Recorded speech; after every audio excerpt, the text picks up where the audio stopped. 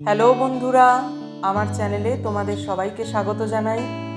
আমরা সবাই যেন সুস্থ থাকি, সুন্দর থাকি, বিপরীত পরিস্থিতি এলে যেন ভুল পদক্ষেপ বেছে না নিই। সেই পরিস্থিতিতে ভগবানের ওপর, সেই সুপ্রিম পাওয়ারের ওপর বিশ্বাস রেখে আশার আলো নিয়ে আনন্দের সাথে বাঁচতে পারি। আমি আমার চ্যানেলের ভিডিওর বিষয়বস্তু হিসেবে শুরু থেকে এই যোগকে প্রাধান্য দিয়ে এসেছি। তার আশীর্বাদে আমরা সকলেই যেন আমাদের জীবনে যোগকে যুক্ত করে আনন্দে সুন্দর জীবনযাপন উপভোগ করতে পারি। আমার চ্যানেলটি খোলার মূল উদ্দেশ্যই ছিল মানুষকে বিভিন্ন মাধ্যমে উপকার করা, বিভিন্ন অজানা বিষয়বস্তু সম্বন্ধে জানবার চেষ্টা করা, ভাগবত পাঠের মধ্যে দিয়ে সকলের কাছে শান্তি বার্তা পৌঁছে দেওয়া, কিভাবে তারা মনের দুঃখ কষ্ট থেকে বেরিয়ে আসতে পারবে তার কথা এবং যোগ প্রাণায়ামের মাধ্যমে এই বার্তা সবার কাছে পৌঁছে দেওয়ার চিন্তাধারা নিয়ে আমার এই ইউটিউব চ্যানেল করা। আমার চ্যানেলের ভিডিও দেখে 2-5 জনও যদি উপকৃত হয় তাহলে সেখানেই আমার ভিডিও করার সার্থকতা। আমার চ্যানেলের ভিডিওগুলো যদি তোমাদের ভালো লাগে তাহলে তোমাদের পরিচিতদের সাথে ভিডিওটা শেয়ার করো। রানাঘাট বাণী সংঘ মাঠে আমরা যে অশ্বত্থ বৃক্ষের ছায়ায় বসে যোগ প্রাণায়াম করি, সেই বৃক্ষের পাতা ঝরে গেছে, অল্প স্বল্প কচি পাতা গজাতে শুরু করেছে।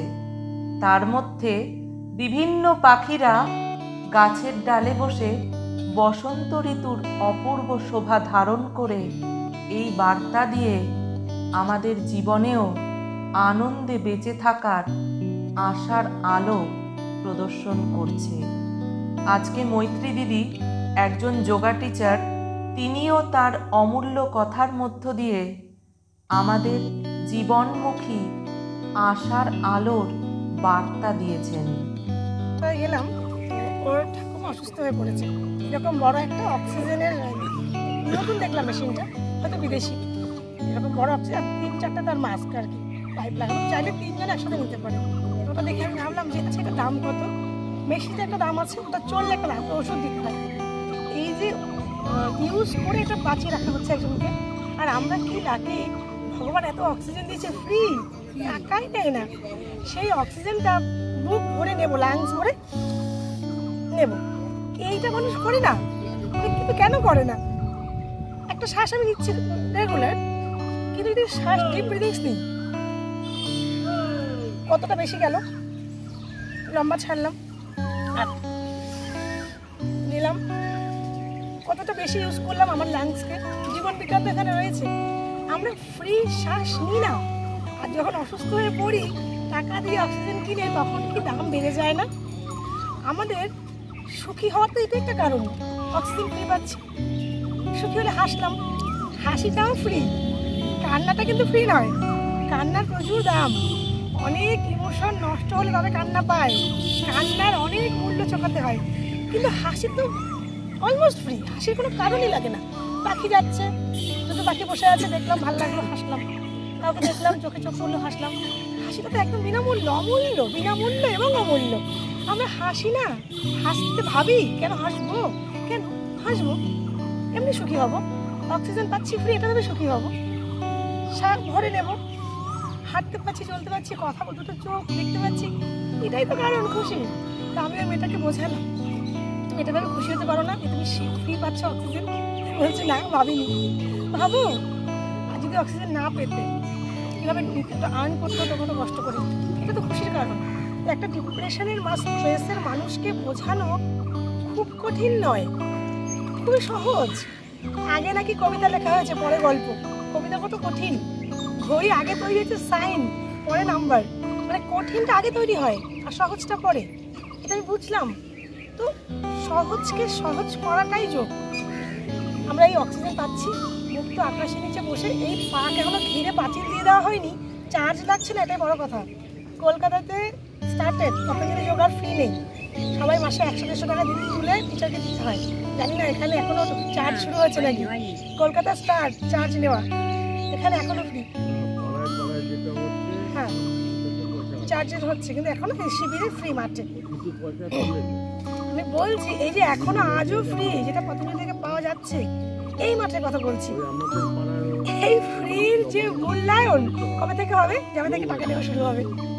মানুষ আসছে না অকারণে, ঘুমোচ্ছে, টিভি দেখছে, বসে থাকছে, আসছে না।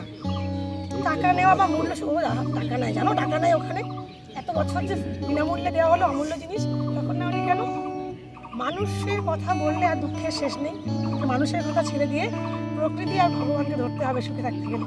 প্রকৃতি দেখো কি অমূল্য, রতন। আমরা প্রকৃতিকে দেখি না, সুখী হই না। যারা ডিপ্রেশনে আছে তাদের কাজ পর্যন্ত আমাদের পৌঁছতে হয়, তাদেরকে এই সহজ সরল ডিপ্রেশনকে বসিয়ে নদীর আওয়াজ শোনাতে হয়, জলের ঢেউয়ের আওয়াজ শোনাতে হয়, পাখির ডাক শোনাতে হয়।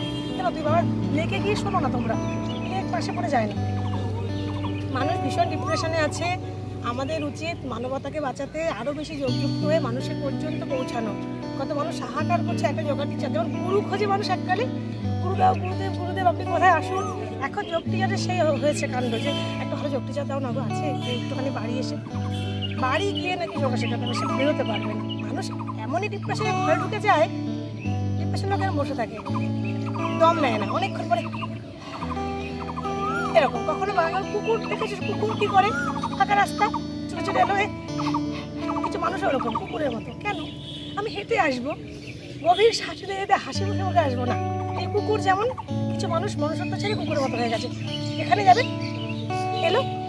কেন ভাই, কুল রিল্যাক্স, রিল্যাক্স হওয়াটা দরকার। রিল্যাক্স করবে কে? প্রাণায়াম, ডিপ ব্রিদিংস আমাদেরকে রিল্যাক্স করে। ফ্রি অক্সিজেন, ফ্রি শ্বাসনালী, এখনো ঘা হয়নি মানে শ্বাসনালী ভালো।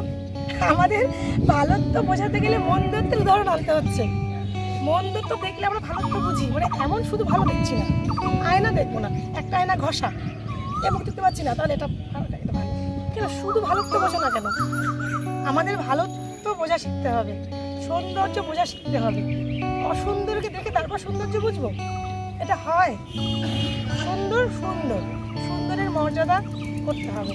আর এই সমস্ত হবে যখন আমরা মন থেকে সুখী হব, যখন আমাদের শ্বাস প্রশ্বাস ঠিক থাকবে, যখন মস্তিষ্কে বেশি করে অক্সিজেন যাবে, ব্লাড যাবে, হার্টে ফুসফুসে বেশি করে এয়ার গেলে তবে হার্ট ভালো চলে। হার্ট ভালো চললে ব্লাড পাম্প ভালো হয়, তবে গিয়ে মাথায় ভালো বেশি করে ব্লাড যায়, বডি সার্কুলেশন ভালো হয়। তবে কিনা আমাদের জীবন বিজ্ঞান ভালো করে পড়তে হবে, তবে আমরা যোগ পারবো। আমাদের সব পড়তে হয়, ইতিহাস, ভূগোল, জীবনবিজ্ঞান, ভৌতবিজ্ঞান, সব যা আছে ভাণ্ডে তা আছে ব্রহ্মাণ্ডে। ভাণ্ড বুঝলেই ব্রহ্মাণ্ড বুঝবো, ব্রহ্মাণ্ড বুঝলেই ভাণ্ড বুঝবো। তাই আমাদের অনেক অনেক পড়াশোনা করতে হবে, অনেক স্টাডি করতে হবে। পড়াশোনা করো সবাই, আরও শেখো, শেখার শেষ নেই। আর শেখা আমাদের শুরু হয়নি, শেষের চিন্তা পরে। আগে আমরা পড়াশোনা করি, শেখা শুরু করি, তারপর আরও। All the best everyone, thank you.